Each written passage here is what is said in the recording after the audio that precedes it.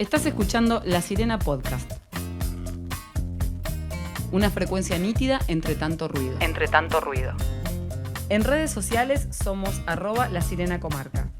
Conocenos mejor en lasirenacomarca.com.ar. Hacemos periodismo colaborativo en la comarca andina del Paralelo 42.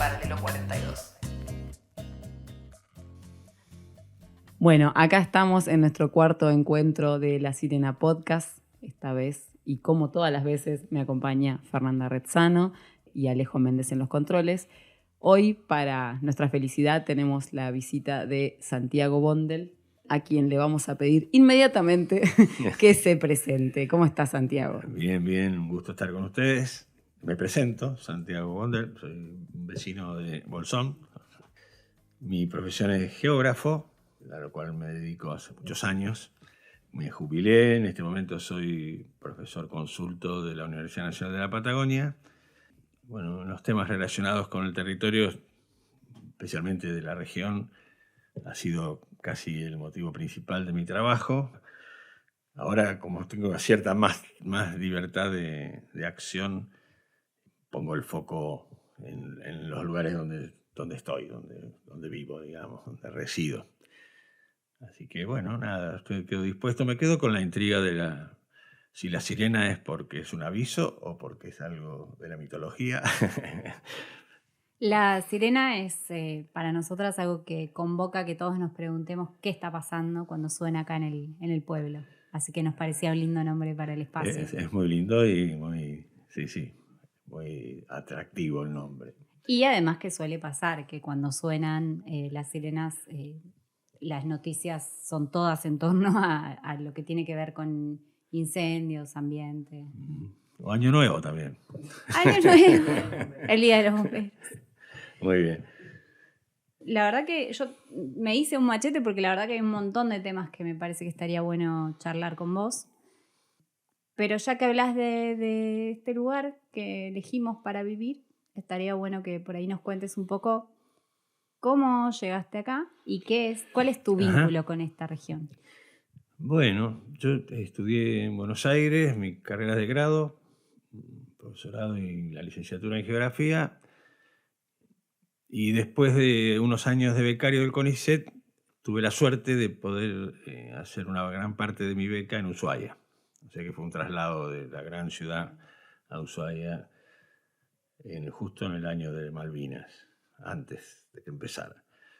Así que ahí, bueno, me tocó hacer un trabajo de campo fuerte, muchos años en temas de organización del espacio, en Ushuaia, en Río Grande, después en Río Gallegos, o sea, en el sur.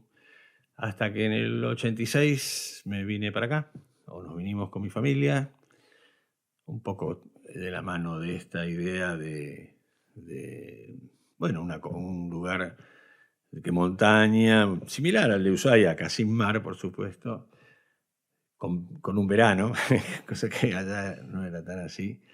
Nada, como una especie de vuelco familiar, más que profesional. El tema trabajo y trabajo profesional aquí fue bastante difícil al principio. Tuve después la suerte de estar en el instituto unos años, cuando se abrieron los concursos. Después, bueno, la opción de trabajar con la Universidad Nacional de la Patagonia, donde, bueno, hasta que me jubilé, trabajé ahí 30 años prácticamente, pero casi siempre con una pata en la cordillera. No exclusivamente. Le dediqué bastante con mis colegas y con estudiantes a ámbitos de la meseta también. La llamada meseta, ¿no? La Patagonia árida, si se quiere. ¿Y cómo describirías que es este lugar en el que vivimos, la comarca? La comarca. Y bueno, siempre lo que se resalta es la belleza paisajística, escénica. Para mí era lo mismo pasaba con Ushuaia, contrastando con Río Grande, que yo lo llamaba Frío Grande, lugar hostil si se quiere, aunque muy interesante también. Y acá esta cuestión de cobijo, si se quiere, que pueden dar los valles para algunos, como la canción esta de Arbolito Sensaciones, ¿no? Tenemos distintas sensaciones. Y yo le diría que es un lugar con posibilidades de llevar adelante los paradigmas que en esos tiempos teníamos quienes teníamos la edad para esos paradigmas, que era tratar de vivir en un lugar bello, con cierta capacidad de autosuficiencia y bueno, estar conectado pero no tanto, esas cosas y de ideas nuevas, ¿no? Además de conseguir un lugar, ¿no? Establecerse. Y como muchísimos de los que vinimos acá en los 80 y principios de los 90, terminamos siendo bastante nómades. Volvimos a los tehuelches, casi se diría, porque la cuestión del trabajo, al menos en algunas profesiones, era estar en continuo movimiento. El anclaje era más familiar que laboral. Eso al principio, eso cambió bastante. Después que se pavimentó la ruta y Bolsón, digamos, entró una etapa nueva, digamos, creo yo. Porque están los que elegimos venir y están los que ya estaban. O sea, ¿no? Los que ya estaban, que son muchos y se siguieron quedando. Y bueno, para cada uno creo la visión es diferente. Hay una carga subjetiva potente y lógica. Y después hay un montón de información y datos que ayudan a darle más solidez a algunas apreciaciones. Por ejemplo, gran parte de la comarca está en una cuenca muy, muy cerrada, ¿sí? O bastante cerrada. No nos deja ver el horizonte más que quebrado, por ejemplo, lo cual lo hace muy vulnerable a grandes intervenciones y también a pequeñas intervenciones en realidad. O sea, a diferencia del resto del territorio argentino, de gran parte del resto argentino, que donde las distancias son siempre grandes, los horizontes inmensos, las llanuras, ¿no? Hasta los llanos riojanos, todo es gigante. Acá estamos un poco comprimidos, si se quiere, cosa que no se notaba en los primeros años. Parecía que había mucho espacio, pero bueno, lo que vino sucediendo y viene sucediendo a un ritmo muy fuerte es un crecimiento que yo llamo geodemográfico, no tanto demográfico. Ahora que tenemos la posibilidad de usar los satélites y la información satelital prácticamente desde la década del 80 o mediados de la década del 80 para acá, uno puede reconstruir con imágenes. Lo que ve en proporción es que el crecimiento edilicio, o sea, los techos, básicamente, y caminos y calles, han crecido de una manera casi exponencial, bastante más que la población. O sea, hay más edificación, más intervenciones que en proporción la cantidad de habitantes. Por supuesto somos muchos habitantes, muchos más que los que éramos, pero no sé si me explico bien. El impacto del crecimiento demográfico vino de la mano del crecimiento de las posibilidades de intervención, incluso de quienes no viven acá, o incluso del que vive acá y tiene quizá tres viviendas o tres propiedades o negocios. Bueno, todo esto va de la mano en esto de que estamos en un valle de condiciones ecológicas, de cierto riesgo, si se quiere, por estar confinados, ¿no? No confinados, presos. Pero bueno, el agua es el mejor indicador. El agua toda va a parar a los mismos ríos, todos van a parar al lago, o sea, no hay manera, incluso la que se evapora podría ser la única que se va de acá, digamos, pero también el aire, que es mucho menos visible, pero que bueno, ya que estamos entrando al invierno, ven las sucesivas etapas de aire que se queda quietito, se queda acá, con el humo atrapado, que nos muestra ese confinamiento, que no tenemos ni el pampero ni la sudestada que limpian el lugar. Así que visto esto desde un plano geográfico, físico, si se quiere, o biofísico, uno tendría esa mirada de la comarca. Para mí las dos salidas importantes a esto y que por suerte se están dando bastante espontáneamente y ayudadas por los pavimentos es el este. La salida a Cholila y la salida a Maitén abren lo que para Bariloche ha sido el este de Bariloche o de Inahuapi. Ustedes habrán visto cómo, a pesar de que el oeste barilochense sigue creciendo porque los loteos fueron tremendamente importantes, hay un crecimiento más sostenido y más coherente, creo yo, hacia el este. Incluso con Dinahuapi, que hasta terminó siendo una localidad ahora. Yo me acuerdo cuando era el tambo de los belgas, o sea, no había nada, no había ninguna localidad Dinahuapi. Y para esta comarca esto no es tan sencillo. Nosotros el este lo miramos como algo lejano todavía. Pero Maitén y Cholila cada vez se vinculan más con Bolsón y Lago Puelo y El Hoyo. Hay un movimiento no institucional, porque es parte de Chubut, así que la parte institucional la mueven bastante más con Esquel, pero cada vez más para la cuestión privada o para algunos avances que ha tenido Lago Puelo en materia de institucional. Lago Puelo sí es referente, educativo, salud. Bueno, salud sigue Maitén, por ahí tiene más peso, ¿no? Pero bueno, uno quizás se va por las ramas con esto porque justamente si hay algo que tiene el territorio es que te permiten ir en muchísimas direcciones, ¿no? Social, económica, física, política. Así que si quieren, acotamos a lo que ustedes digan. No, está muy bueno. Por ahí a mí me surge una pregunta un poco previa, que sería, ¿cómo podemos transmitirle a alguien por ahí que no conoce el lugar? ¿De qué hablamos cuando hablamos de una cuenca? ¿No? De esta cuestión de que lo que nos une es una cuenca. Sí, no, la cuenca física, o sea, la cuenca del lago Puelo, que luego es la cuenca del Puelo, que se une con el Manso en el Pacífico, ¿sí? La cuenca binacional, en realidad involucra toda la superficie que aportan sus aguas a un mismo receptor. O sea, el Quenquentreu ¿sí? Recibe de los repollos, del ternero, del arroyo del medio, eso se une al azul, y el azul recogió Raquel y recogió el Encanto, ¿sí?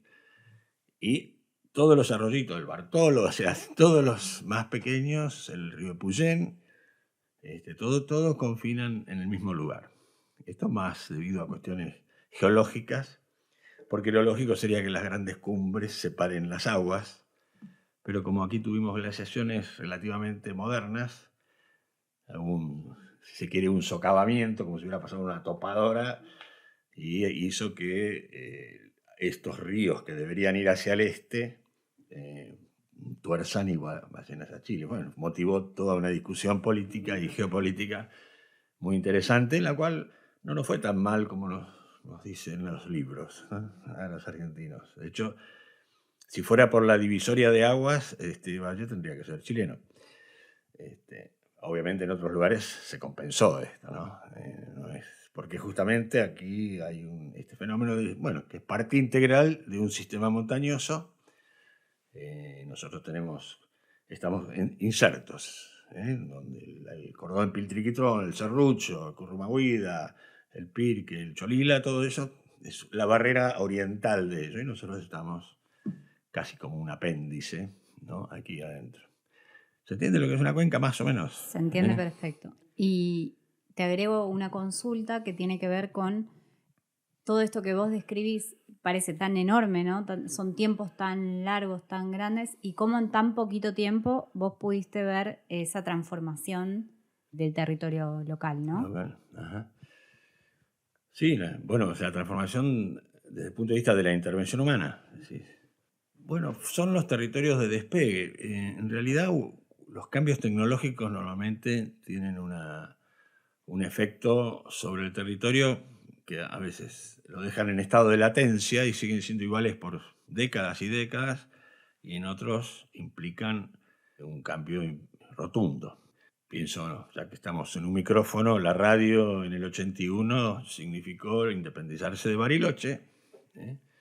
Uno sabe, porque ha venido antes del 86 a vivir, que se escuchaba radio cooperativa de Chile. Se escuchaba, pero se escuchaba Bariloche por las sociales, básicamente, ¿no? Entonces eso ya implicó un relato.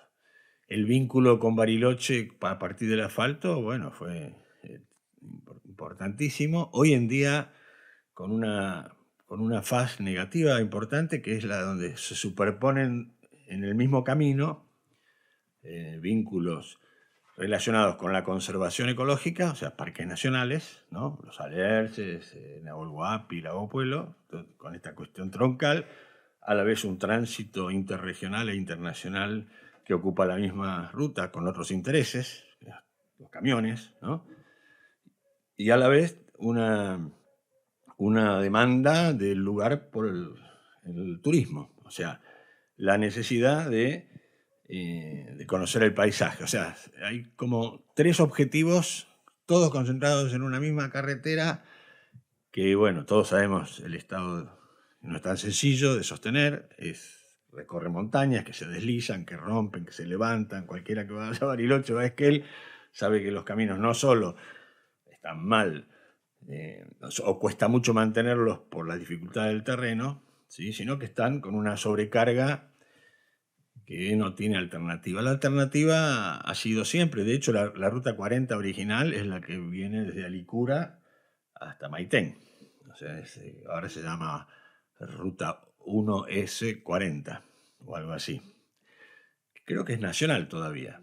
La que va de Alicura, Pilcanilleu, Ñorquinco, por las vallas, a Maitén. Esa es la ruta original con que se organizó el territorio argentino después de la llamada organización organización nacional, también llamada conquista del desierto, ¿no? O sea, la Argentina tenía, digamos, su expansión hacia el oeste estaba por ese camino. Ese camino se olvidó porque cambiaron los patrones económicos, la ganadería ovina y caprina fueron menos importantes y el turismo tuvo un rebrote muy grande, así que el crecimiento último más grande se relaciona con eso. También con el despegue de líneas de ómnibus de larga distancia. Piensen que antes había la camioneta de Diego González, después Charter y después el Donoto, que pasaba 2 veces por semana vía el Maitén. Y recién después, cuando aparecen empresas grandes, que ahora están más monopolizadas, Claro, pero, que inmediatamente compraron a otras. claro.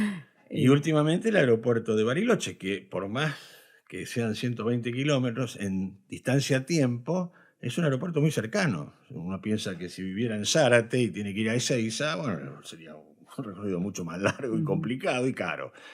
Es verdad, la montaña y todo eso, pero tener un aeropuerto como Bariloche, que es internacional, que tiene todo el equipamiento y una infraestructura, quizás una de las más grandes del país, probablemente, Mendoza, Córdoba, Bariloche y Ezeiza y Parque, supongo yo. Eso también hizo que este crecimiento físico o geodemográfico no dejara de sostenerse.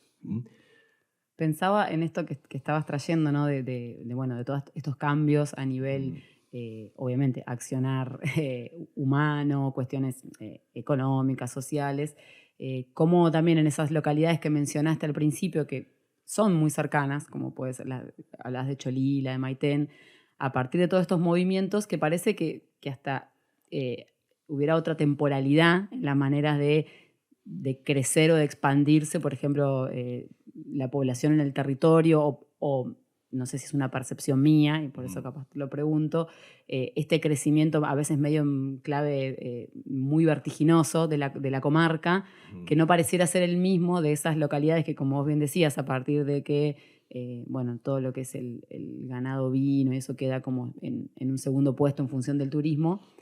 Pareciera que las transformaciones o los cambios, digo porque vos también estuviste estudiando mucho todo lo que hacía al territorio más de la estepa, Sí. tuviera otra temporalidades o otros modos, otras dinámicas distintas a las de nuestra cuenca y acá a nuestra comarca. Perdón.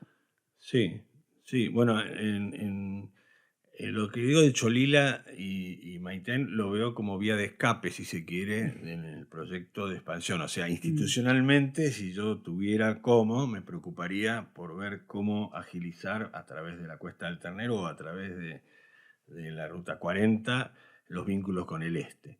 lo que señalaste está muy bien. A Maitén tampoco le queda mucho para expandirse, si se quiere, porque está rodeado por las estancias grandes, especialmente la de Benetton. O sea, está confinada, en vez de por montañas, por una estructura latifundista. Lo cual quizás no lo haga tan imposible, porque puede haber planes, etc. En el de Cholila, bueno, Cholila tiene una proyección hacia su lago y hacia el río Carriacou, y es el Parque Nacional bastante importante. No sé si hace mucho que no ha sido, pero tendrías que ver cómo se está expandiendo, incluso hacia el este, sobre el lago Los Mosquitos. Casa y casa y casa. Pero bueno, uno lo ve, pero no hay que crecer. No, no es así. En realidad, yo creo que, y me repito, lamento, porque a veces insisto con eso, tenemos el carro adelante del caballo, porque la infraestructura que se necesita para crecer llega después cuando llega. Por ejemplo, uno de los orgullos de Bolsón cuando uno vino acá era tener una planta de tratamiento de líquidos cloacales. Era fabuloso pensar en eso.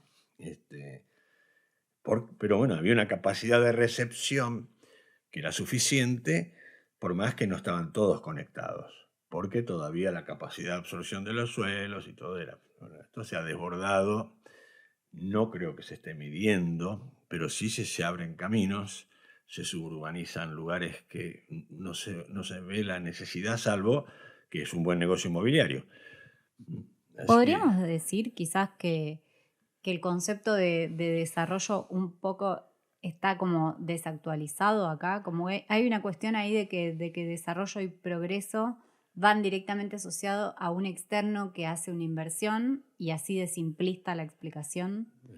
Podríamos quizás como proponer que a veces desarrollo y progreso tienen más que ver con entender dinámicas del lugar. Yo creo, sí, la palabra desarrollo creo que fue un error estratégico de los economistas de los 60, ¿no? Cuando se hablaba del bienestar compartido y esta política de bienestar, porque uno con desarrollo, justamente, como decís, se lo asoció a progreso, que también es una palabra complicada, porque desarrollo en realidad, el término en sí es desenvolvimiento, es cómo se desenvuelve, eso es el desarrollo de algo, cómo se desenvuelve.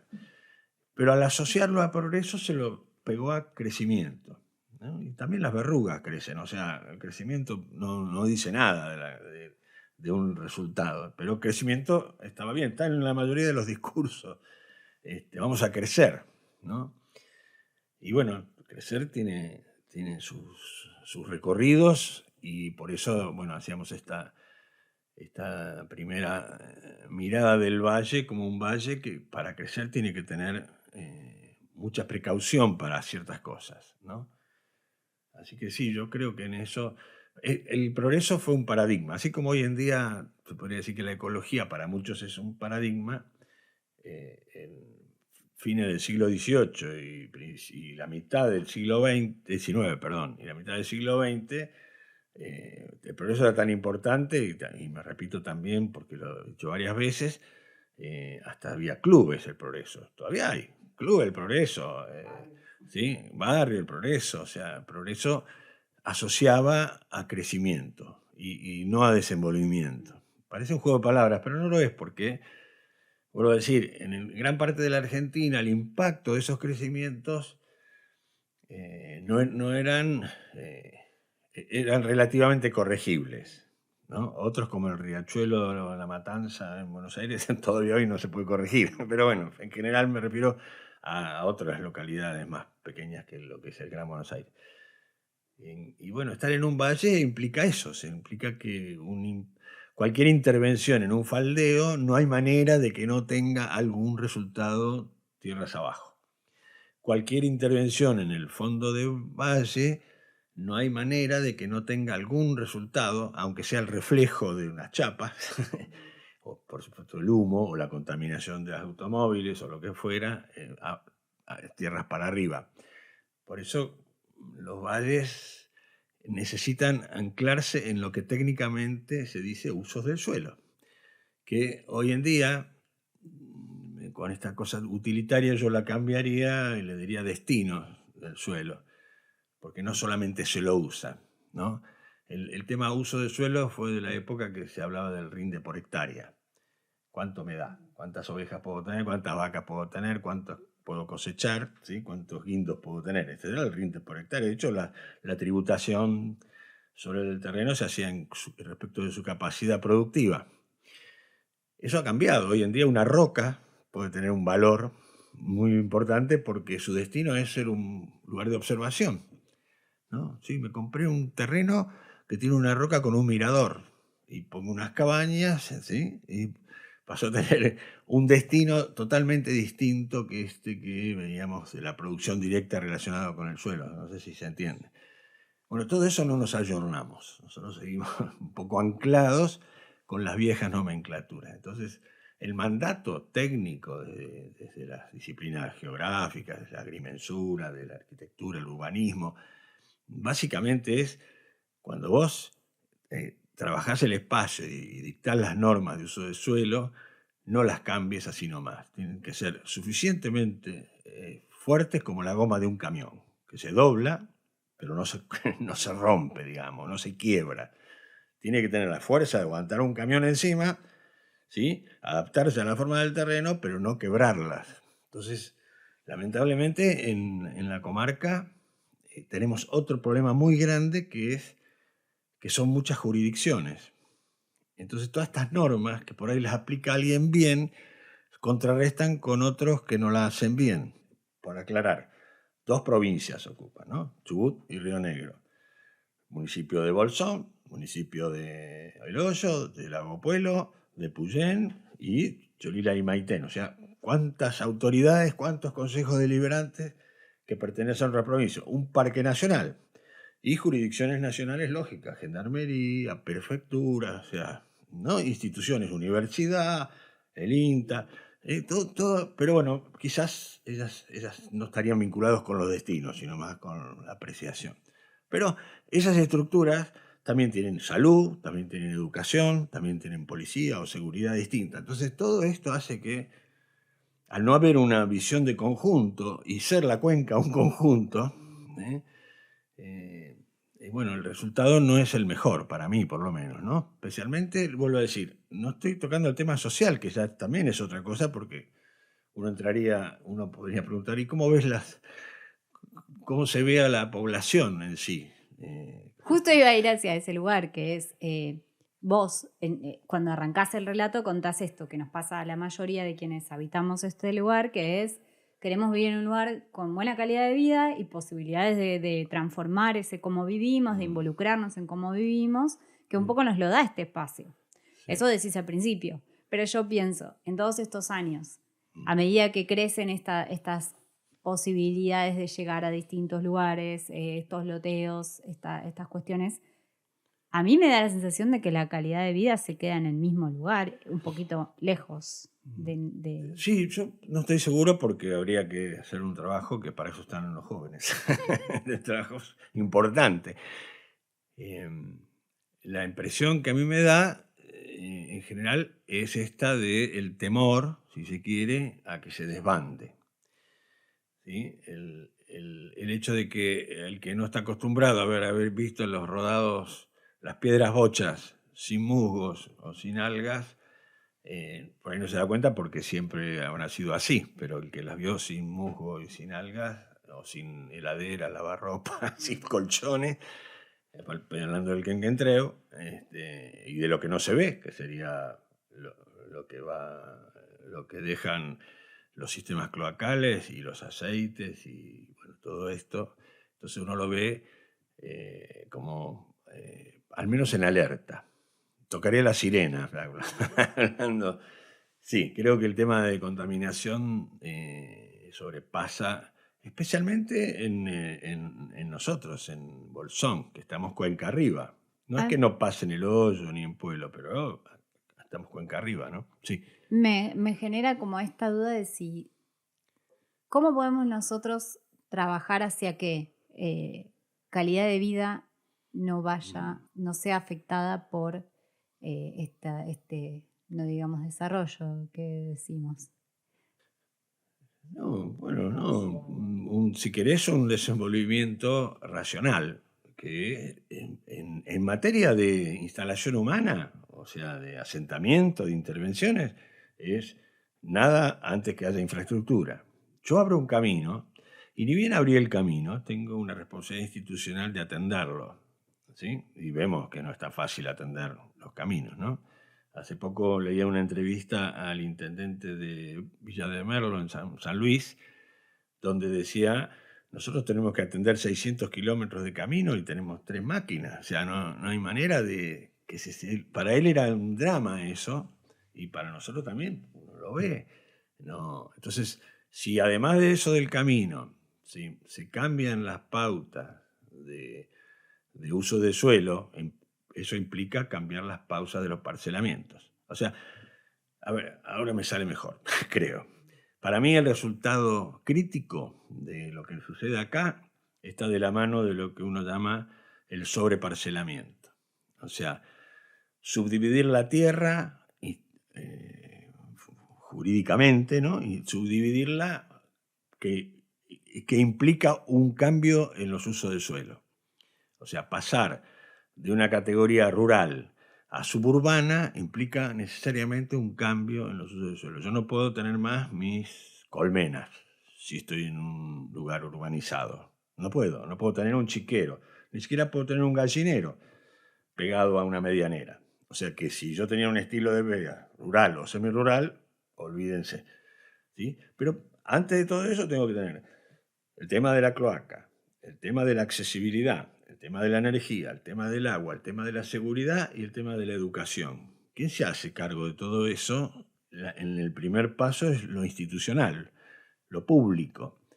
Por eso hay a veces una especie de ceguera de que hacemos un barrio privado y todo se arregla. No es así. Hay una cuestión institucional que lo soporta desde acá, desde un pueblo, donde hay un hospital, donde están las farmacias, donde, digamos, una plusvalía, si se quiere, que la ciudad ofrece a su entorno, que su entorno es parte de la ciudad, o sea, todo sería un conjunto. Entonces yo creo que avanzar como estamos haciendo, estamos con la sirena puesta. A mí a veces me da por ahí la sensación de que nosotros hablamos de una ciudad turística cuando no podemos subsanar la llegada del triple de población al lugar, ¿no? Como suelo tener esa sensación de que estamos hablando de más y más desarrollos para que venga más y más gente por un tiempo, pero no suelo entender el cómo eso es viable. Bueno, sí, está siendo viable porque están los medios de transporte, porque hay una autonomía que genera el automóvil, o sea, gente puede venir viniendo a carradas y para un beneficio de muchos también, económico, inmediato, ¿no? La inmediatez. Pero desde el punto de vista de cuál es el resultado en el territorio, claro, ese es el gran kit. Vos decís, vivimos en un lugar turístico. Esto de las jurisdicciones. Bolsón tiene un ejido importante y a pesar de que se lo promueva con lago, como el pueblo, que no tiene ningún lago, salvo el Escondido, que está escondido. No hay manera de ir. Y uno ve en verano las playas de Lago Pueblo o las playas de Patriada o las riberas del Río Azul, ya no hay manera de que pase a ser el lugar que uno más o menos solía decir tranquilo. No digo que esté mal que se junte mucha gente, pero si hay que hacer una hora de cola para entrar al parque del pueblo... No, y no solo eso, si alguna vez hubiese algún incendio y esa gente tiene que escaparse, no hay forma de que nos salvemos. Volvemos a la infraestructura. Claro. El camino que estamos diciendo de la 40, que tiene superpuestos usos distintos, no tiene camino alternativo. O sea, por eso digo, la prioridad hay que ser institucionalmente, a pesar de que tenemos dos provincias y tantos municipios, es mirar al este. Es verdad, el este, salvo Cuesta del Ternero, está en Chubut, pero necesariamente tiene que haber una mirada de conjunto para la comarca, porque, bueno, ecológicamente no parece muy resistible, ¿no? Sí. Yo quería preguntarte si tal vez en todo este tiempo, en función de esto que veníamos hablando, de que cómo pareciera que las preguntas sobre la infraestructura vienen después de Sí. esto, del crecimiento, del expansivo.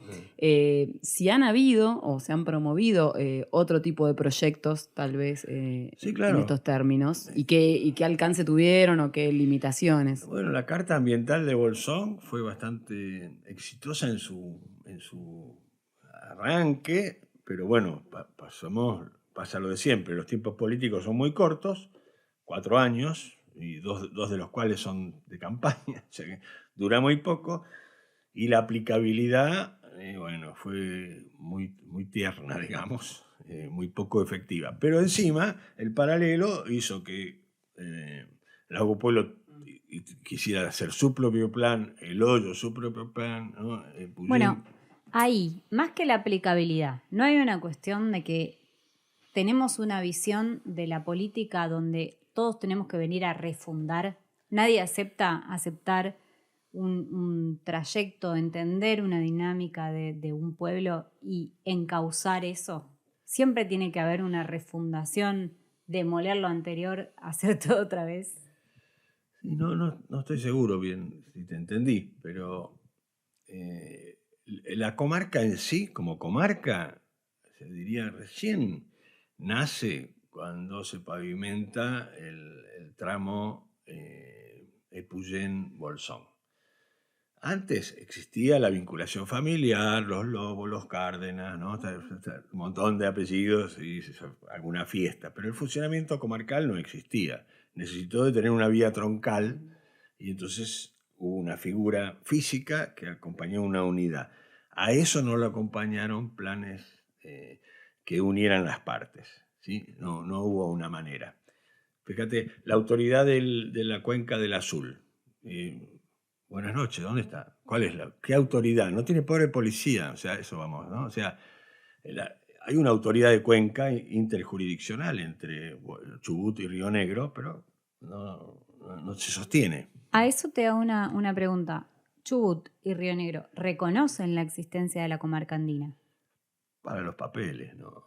Pero en papeles existe la comarca andina del paralelo 42. No, bueno, en la época de que era ministro del Interior Corach, esto fue en los 96, por ahí, 97, de hecho se crearon una estructura de microrregiones en el país, de los cuales nosotros éramos una de ellas. Hasta se creó un cuerpo de gestión política de eso. Pero bueno, al no tener poder de policía, no lo digo en el sentido de policía de seguridad, sino de ejercer autoridad, porque cada municipio mantuvo su propia autoridad y cada provincia la suya. Bueno, pasó lo que pasó, o sea, quedó en los papeles.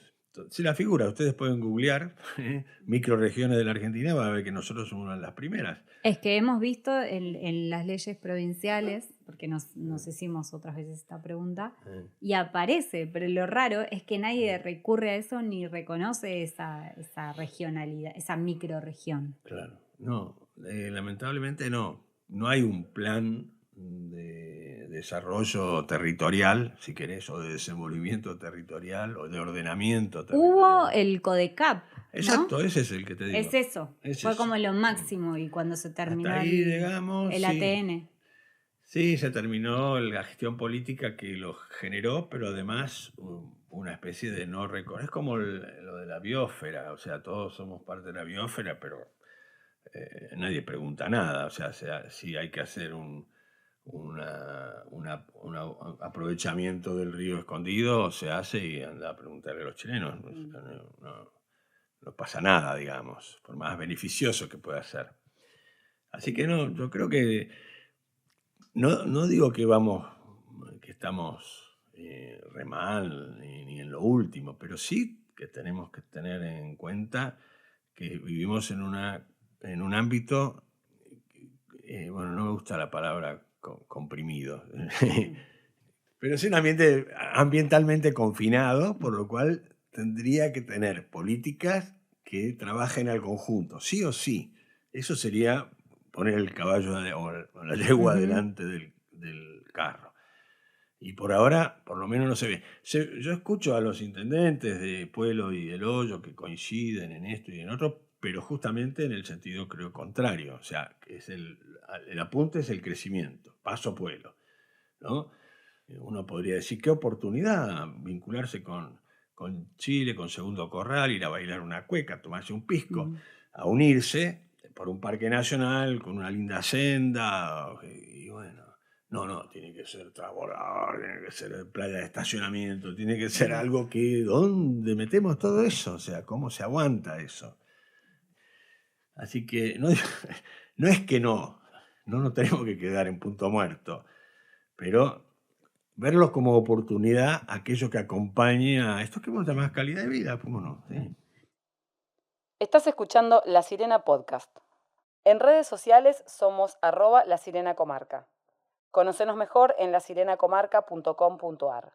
Incluso si pensaba esto, si capaz no viene también de la mano más también desde la mirada turística, esta idea de la comarca, digo, lo percibimos capaz más en lo que hace a las publicaciones, Sí, claro. más de lo publicitario, Sí. si se quiere, y no tanto desde estas otras concepciones que estamos hablando. En realidad, el mapa de Benzano, el mapa que es del 71, el que yo por lo menos recuerdo, aunque él ya tenía mapas desde los 40, ya tenía, incluso hay una publicación del año 38, él lo hace con el paralelo en el medio, o sea, asume la identidad, más, creo que ni menciona la palabra comarca, porque va hasta el lago Rivadavia y hasta el Manso.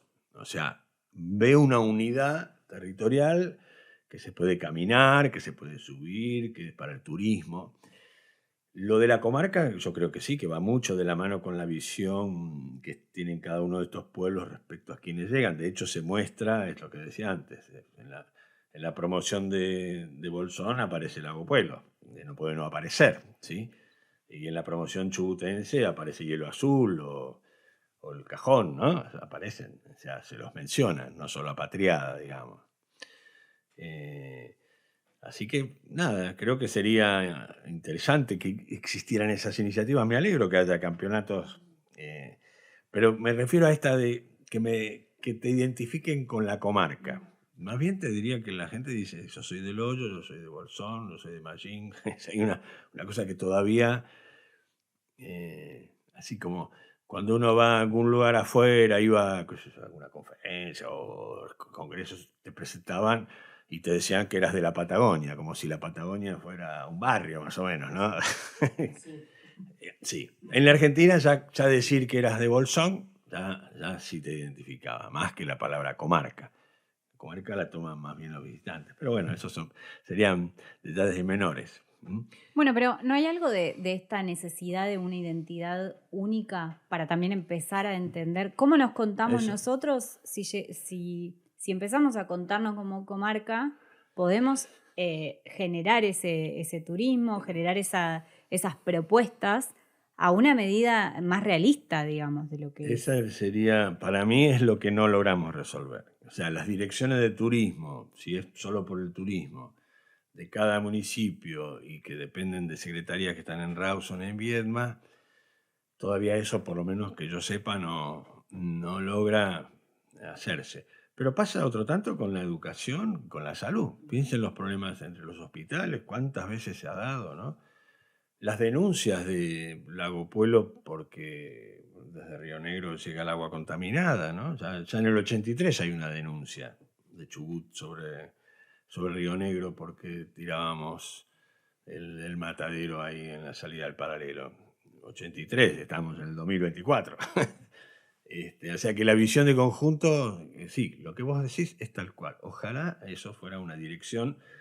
Creo que hay una responsabilidad nuestra también en todo esto porque no lo hicimos. Bueno, estamos en el ámbito educativo, no lo hicimos. Ahí te quería hacer una consulta que es más orientada al tiempo, a los tiempos que corren, como quien dice. Estamos en un momento donde todo invita al desasosiego, la inacción. Muchas de las personas que estamos viendo las cosas que suceden, sentimos que sin importar lo que hagamos, las cosas se van a dar para el lado negativo. no sé si negativo es la palabra, pero para el lado en el que nuestro buen vivir, se vea completamente afectado. Yo no estoy tan seguro porque, bueno, vuelvo a decir, habría que recorrer la comarca. Pero me parece, por lo menos, y de escuchar conversaciones, de estar en reuniones, de que estamos llenos de oportunidades, llenos. Escuchaba la otra vez las salidas que hacen el club de andinistas, de andinismo, y las salidas que hacen. Después escuchás que va a haber una charla sobre hongo, con una salida de reconocimiento. Hoy hay una charla sobre el pájaro carpintero que va una bióloga en el Parque Nacional. Cada una de esas puntitas, si estuvieran de alguna manera, si se siguen fertilizando, yo creo que no, que tenemos grandes chances de un desarrollo más racional. Lo que quizás cueste entender o yo explicar es que si vos empezás con algo, vos comprás un lote y lo alambrás, ni bien hiciste eso, ya estás interviniendo. Y esa intervención va a tener un resultado. O sea, si eso se hizo sin antes tener previsto dónde va a venir el agua, quién va a mantener el camino, cómo van a ir los chicos de la escuela, cuán lejos está mi centro de salud, voy a tener comunicación, tengo wifi, todo esa es la previa. Entonces vos no podés avanzar sobre el territorio si eso previamente no lo tenés resuelto. ¿Sí? Eso es lo que... No es solo 3 cables, digamos, es de una complejidad importante, ¿no? Poner el carro delante del caballo significa me voy a vivir lejos y después reclamo que venga el colectivo a traer a mis chicos a la escuela. No, tendría que ser al revés. Hay una escuela, voy a vivir cerca. O sea, o estoy en el recorrido de la escuela. Siempre se dijo que el automóvil, la ocupación del espacio cambió de ser comunitaria, como era con el tren, ¿sí? De todo alrededor del tren, ¿sí? O del ómnibus, ¿no? El automóvil lo que hizo es que nos permitió ocupar las distancias. De hecho, nosotros nos llamamos, hoy en día nos llaman, al menos a los que tenemos cierta posibilidad de una vida, llamémosle media, multiterritoriales. Queremos estar en todas partes. Una pata en el lago, una pata en el bosque, una pata en la montaña, una pata en el barrio. ¿Sí? Somos multiterritoriales. Es una nueva categoría mundial, no es acá solo, que hasta ahora casi se diría no implica responsabilidades. ¿Por qué no? Si yo ocupo el territorio tengo que tener responsabilidades, no lo puedo arruinar, por decir así. Tengo que hacerme cargo. ¿Sí? Si me voy a estar en un lugar, tengo que hacerme cargo de que las normas para usar lo que se llama el factor de ocupación del suelo, el factor de ocupación total del suelo, tiene que seguir las normas que corresponden para eso. Todo eso es la previa. Y lamentablemente, como hay un apuro, creo que por los tiempos políticos también, dale que está este funcionario que si no lo firma, entonces nos largamos a cosas que son bastante difíciles de entender. Si queremos un tema muy de ahora, la aerosilla. ¿Sí? Lo primero que me pasó a mí con la aerosilla es ¿por qué ahí? O sea, en vez de decir no a una aerosilla, ¿por qué ahí? Si uno sabe que el mejor lugar para poner una aerosilla es el Currumahuida, lo sabemos de hace mucho tiempo. Lo mismo sería con un aeródromo o un aeropuerto, si hubiera que... Todo sabemos de hace mucho tiempo que es la burrada el lugar que la autoridad nacional estudió en la década del 70, dijo, si hubiera necesidad, este es el lugar. Y sin embargo, pareciera que, no sé. Bueno, y acá es a donde voy con esto del sentido de refundación que a veces surge con estos momentos políticos, que es esta cosa de, bueno, como yo voy a generar las condiciones para un progreso, un avance, hay también un poco de esto, de generar, de ser el que encabece algo que después sea medio faraónico para lo local, porque si no, no me explico. Es difícil, es difícil. Fíjate que tenemos un barrio que se llama Terminal, ¿no? ¿Sabes dónde está? Al lado de la cancha, ¿no? Ahí al lado del río. De hecho, cuando yo vine, ahí nos íbamos a bañar, porque había un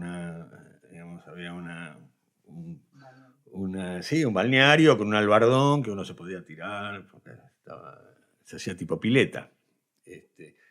Entonces se iba a hacer la terminal ahí. La terminal nunca se terminó. justo con ese nombre de terminal nunca se terminó, y hasta le quedó el barrio terminal. Y se hizo a nivel individual, o sea, Río Negro y el Bolsón. Pasaron los años y de nuevo vamos a hacer una terminal que tampoco está terminada y no sé cómo se va a terminar, que de nuevo es del Bolsón. Y vos decís, ¿cómo? No es que estamos hablando de la comarca, o sea, ¿por qué no se hizo en conjunto? ¿Por qué no se hace en conjunto? Ya está, todos contentos que tengamos una terminal.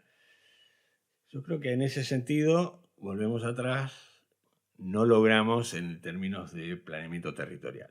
Y con algo muy importante, que antes se me escape, es, vos haces una marca en el territorio, es muy difícil de corregirla. O sea, es muy difícil, ¿no? Bueno, ese es uno de los principales miedos por ahí que yo tengo con respecto a lo que vaya a pasar, porque es esta pérdida de los lugares comunes, de los espacios grandes, de los lugares para compartir. Sí.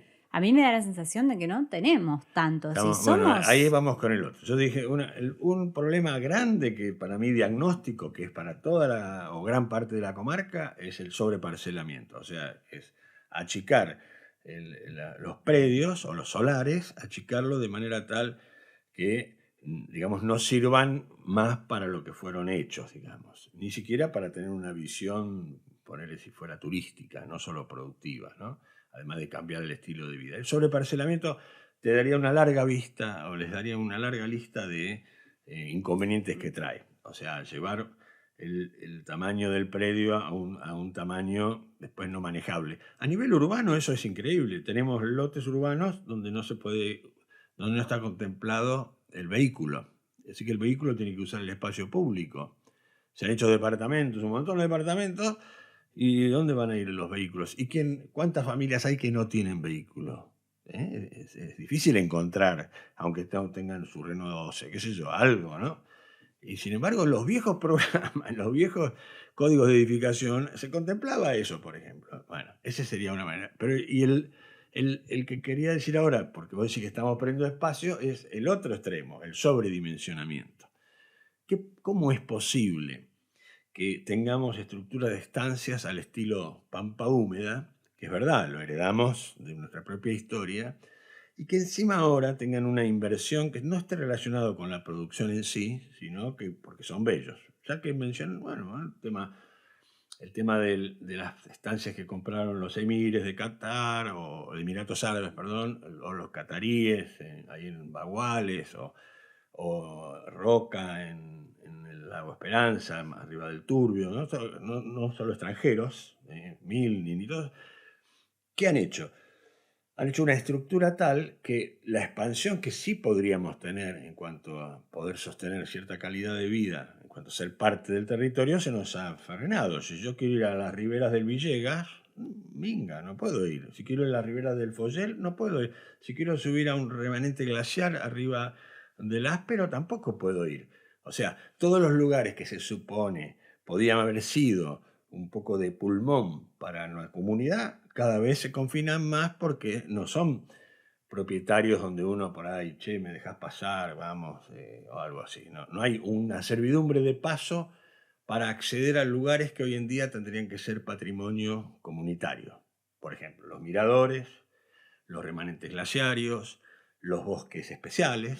Yo obviamente vuelvo a verlo como una oportunidad, sería la oportunidad de tener guías que sepan del asunto, que cobren, que lleven a la gente, una cartelería, o sea, una inversión de dinero muy grande y una recaudación muy grande. Y una desconcentración de gente. Y por ende, el resultado de eso es la caída en el riesgo en términos de los más básicos, ¿no? Riesgo de incendio, riesgo... Sí, tenés que tenerlo previsto. Sí. O sea, hay un montón de cosas. Muy bien lo que dijiste, porque la suburbanización en las periferias, especialmente de Bolsón, pero ojo, Lago Pueblo también y del Hoyo también, genera lo que se llama la franja de interfase. Que bueno, bien saben ustedes que si hay un lugar donde pega fuerte el tema de incendios, la interfase, donde se potencia por 1000 razones, que bueno, ustedes la conocen mejor que yo, y que quizá lo de Golondrinas y lo de, bueno, no tanto quizá lo de Cuesta del Ternero, aunque hubo peligro para que sí lo sea, sí, la de Loma del Medio, el incendio, ¿no? Me refiero, son una muestra clara de lo potencialmente riesgoso, ¿no? Sí. Y no hablemos de volcanes ni tal. Pero bueno, yo en realidad no generalmente tiendo a ser optimista porque en el mundo académico ser pesimista significa que no tenés ganas de trabajar. Pero lo que más me cuesta es ver que en el discurso político de las localidades no aparece esta visión de que no estamos en un lugar complejo, en un lugar de montañas y valles que confluyen en ríos y arroyos y lagunas y lagos y mallines. Y bueno, y eso no aparece. Bueno, a mí eso, como que me preocupa mucho esa especie no encuentro la palabra, pero bipolaridad que hay entre, en el sentido de dos polos, ¿no? Sí. Entre un discurso que es muy liviano y que menciona cosas de un impacto terrible, como si fuesen una cuestión de capricho, ¿no? De sí o no. Sí. Bueno, ustedes saben que la palabra éxito en realidad viene del inglés, de exit, o sea, salida. No sé por qué decimos éxito, que lo tomamos como algo positivo, ¿no? A veces es muy negativo, hay que rajarse. Sí, lo presentan como exitoso, ¿no? Yo coincido con esta visión que también el turismo se encarga de hacer, porque todo esto que decimos, que no vemos, la turba, ¿cómo se llama? Los pitrantos, los mallines, los lagos, uno lo ve como hay que cuidarlo, porque si no nos pegamos un tiro en el pie, o escupimos para arriba, como también solemos decir. En cambio, en el turismo lo muestra siempre como el recurso, como el bien. Una foto del frente del glaciar, del hielo azul, lo muestra en la laguna, el lago con el color fantástico, ¿no? Así muestra, eso es lo que se muestra y no se lo ve como un lugar que justamente por eso, al menos desde el turismo, es necesario protegerlo. Bueno, igual me da la sensación de que hay un giro hacia entender finalmente, tardíamente tal vez, pero bueno, está pasando. Esto de entender que lo local, lo que tenemos acá, nuestro distintivo local, está muy ligado a estos recursos, a estos bienes. Es lo mismo. Está bien, sí. Siempre es la visión esa. Sí. Pero bueno, está muy ligado a esta realidad que tenemos en nuestro entorno, ¿no? Esto que nosotros le llamamos destino vulnerable, que es un destino que tiene su vulnerabilidad, pero entiendo que va creciendo como este entendimiento de que no es reemplazable, ¿no? Una vez que lo perdamos. No son, claro, sí, coincido. Y que yo tenía, al menos supongo que en mi imaginación de hace 20 años, era que uno iba a poder ir, agarrar la Cuesta del Ternero, bajarse en el camino, ir por la Laguna de los Patos y salir al Pedregoso. Y ahora decís, che, ¿se podrá hacer eso? ¿No me sacarán con un escopetazo? Vamos al Arroyo de las Minas, vamos a subir a ver las nacientes del Chubut, qué sé yo, ¿no? En vez de haber ido en ese recorrido, quizás incluso no solo con los grandes terratenientes, sino con las comunidades originarias y paisanas y criollas que hay por todos lados, esa construcción no se hizo porque había mucho apuro por resolver otras cosas que, bueno, ahí nos tienen. Pero no tiene esperanza que haya mucha gente joven que se entusiasme con estas cosas, qué sé yo. Ahí está Agustín Quesada haciendo recorridos geológicos en la montaña y siempre tiene gente, o sea, y hablábamos de los hongos y hablamos de, ¿no? Si viene alguien que quiere hablar sobre peces o mostrar, para eso después hay que crear una estructura que los cuide, o sea, no es que no hagas nada, no haces la plancha. Sí, ¿no? yo quería preguntarte, porque justo vos hablabas antes de cuando mencionábamos la idea de la comarca y dijiste, bueno, también un poco de responsabilidad quienes somos o Sí. fuimos educadores, tenemos. Y pensaba en este lugar, cómo vos ves estas vinculaciones. Digo, hay acá instituciones educativas vinculadas justamente al territorio, ya sea analizándolo desde sus diferentes dimensiones, en las cuales se construye conocimiento en relación al territorio. Y ¿cómo ves vos esas relaciones, o si hay verdadera incidencia o posibilidades de intercambio, tal vez eso, con el sector político, con las decisiones que se puedan tomar, o incluso con la comunidad toda? O sea, poder estar al tanto de las cuestiones que se analizan en esos ámbitos, o si termina siendo más cerrado o más una cuestión de análisis propio de los espacios académicos. Bueno, ese fue un defecto que tuvimos en el tema educativo, al menos el superior, por mucho tiempo, ¿no? La brecha, la cosa centrífuga y centrípeta de la universidad. Siempre la centrípeta fue más potente, o siempre, casi siempre, no siempre. No sé hoy en día, yo ahora me siento desfasado, o sea, ustedes podrían responder mejor que yo eso.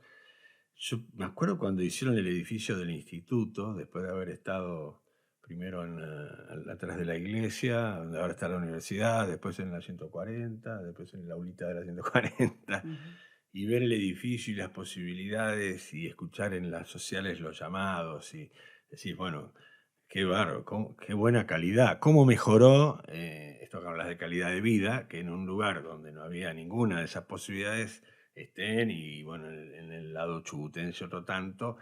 Lo que uno sí percibió de entrada siempre eran, digamos, no eslabonados, o quizá con esfuerzos individuales de unirse, lo que pasaba en el paraje Entre Ríos, lo que pasaba en Lago Puelo, en El Hoyo, o ahora en Maitén y en Cholila, pero aisladamente, no hubo ningún proyecto educativo. Para mí fue una gran esperanza cuando apareció la universidad. Nosotros hicimos un intento con la Universidad de la Patagonia, tuvimos entre el año 93 y 96 un convenio y funcionábamos en el campo forestal General San Martín. Hasta que también la universidad tiene tiempos políticos, cambió la gestión y no se sostuvo. Nada, son intentos. Creo que estamos a tiempo. Teniendo una estructura como una universidad que es nacional, creo que si fuera una posibilidad política de hacerlo, todos los esfuerzos para esta sede lo pondría en la figura comarcal. Pero bueno, hay que tener ganas, porque significa ir a cada municipalidad, a cada hospital, y encima con la necesidad de que en Rawson, en Viedma, estén de acuerdo, lo cual la verdad que es un gran tema ese edificio, ¿no? Pero bueno, es un camino, el educativo, sí, es un camino. Y si no, bueno, no sé, Sobre regionalizar. todo teniendo en cuenta el lema de la educación ambiental, que es medio trillado ya, pero que esto, ¿no? De conocer para querer y para cuidar. Sí. Si uno no entiende bien en qué entorno está, qué posibilidades hay, que somos parte de una cuenca, de un todo. Sí. Sí, también, sí, bueno, se le ponen tantas fichas al turismo y basta ir a Bariloche para ver el Alto y recorrerlo y ver que el turismo tiene una sombra en su lado oscuro, si se quiere, no porque no se la rebusquen en el Alto, pero hay que vivir en el Alto, no solo por temas de laburo, de trabajo, de servicios, sino que está 300 metros más alto que la base, o sea, mucho más frío, mucho más ventoso, más desprovisto, y todo eso se hizo mientras Bariloche despegaba turísticamente, o sea, poner las fichas, pero yo el término que uso es imperativo turístico, ¿no? Así como Comodoro tuvo su imperativo, iba a decir imperialismo, Parecido. su imperativo petrolero, ¿sí? Bahía Blanca, su imperativo en la petroquímica, o La Plata también en su momento, o los lugares normalmente tienen algo imperativo, o sea que es el que impone la línea. Pero el tema de la población y los que hacen institucionalmente funcionar a esas comunidades, a esas poblaciones, tienen la responsabilidad de no secundarizar demasiado al resto. Porque si vos todo lo apoyás únicamente en eso, ya sabemos. Después hay una crisis, y yo me acuerdo en el año 98, 99, que los titulares de los diarios de Comodoro decían éxodo, porque los avisos clasificados más importantes eran las mudanzas para irse. Bueno, sin ir más lejos, el 2020, si bien fue algo que por suerte habían estado presente y que hubo soluciones orientadas a estos lugares, hubo un momento que Sí. apretó la cuestión esta de estar primero separado por el paralelo, segundo, Sí, nunca fue tan presente el paralelo. vaciados. Sí. Ahí fue... Yo creo, por eso sí, creo que vale la pena seguir y no viéndolo como negativo. Yo cuando hablamos del Paso Pueblo o del Manso, vuelvo a decir, para mí son oportunidades. El tema es que la oportunidad no se transforme en una amenaza. La oportunidad tenga como primera instancia el vínculo con el pueblo hermano, con la gente de al lado, qué sé yo, como segunda instancia promover un desarrollo económico. Y entonces el caballo ir adelante tirando el carro y viendo cómo se arregla para que haya suficiente agua, energía, etcétera. Residuos, solo pensemos en los residuos sólidos. Ay, mamita, yo soy bastante, creo que como nací tarde, mejor dicho, temprano, ahora disfruto de mirar el Google Earth, ¿no? Miro lo que antes miraba de mapas, ahora lo puedo mirar de imágenes. Así que cada vez que miro, construir mi mapa, ¿sí? Y bueno, miremos dónde va la basura, hagámosle el zoom. Y vos decís, ¿sí, estamos preparados para más? Si no podemos resolver esto, no podemos resolverlo todavía. O sea, vamos a resolverlo, creo, pero para eso hay que encaminarse. En eso me refiero no soy de los... Había un famoso autor que escribió Small is Beautiful, ¿no? Los pequeños hermosos, que fue un libro de vanguardia ecologista, si se quiere.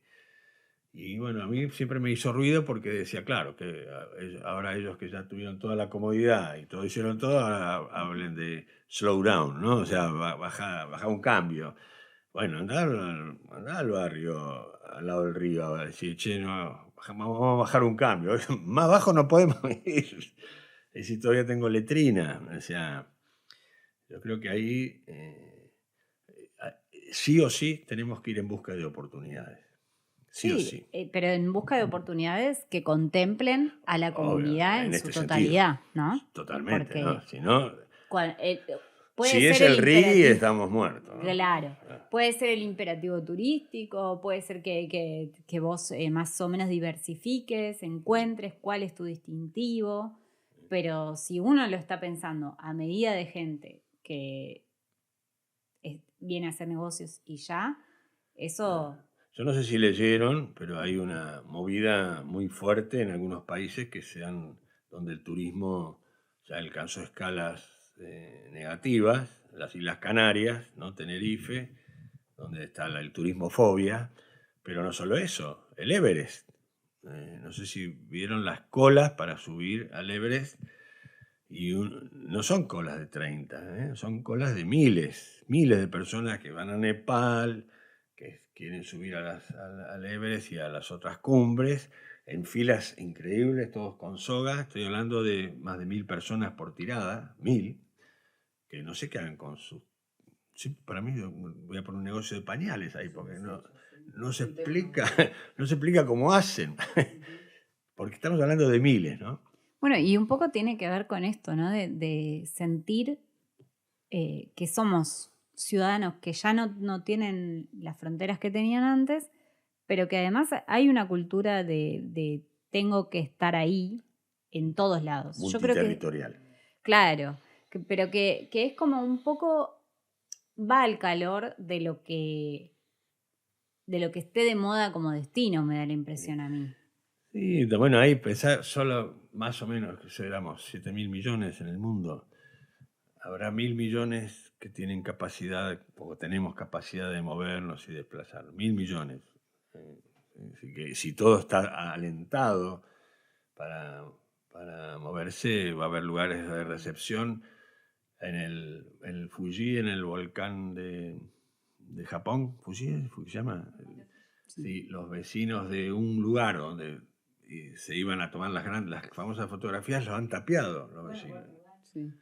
También en Portugal. Claro, bueno. Portugal, Lisboa, Venecia. O sea que hay que encontrar. Todavía también hay que reconocer que el mayor generador de empleo acá es el Estado, no es el turismo. El Estado, si no fuera por todos los sueldos que cobramos, los municipales, los provinciales, los nacionales, y en la estructura, todo eso que dijimos al principio, salud, educación, y ellos van a los comercios y al supermercado y a la ropa, etc.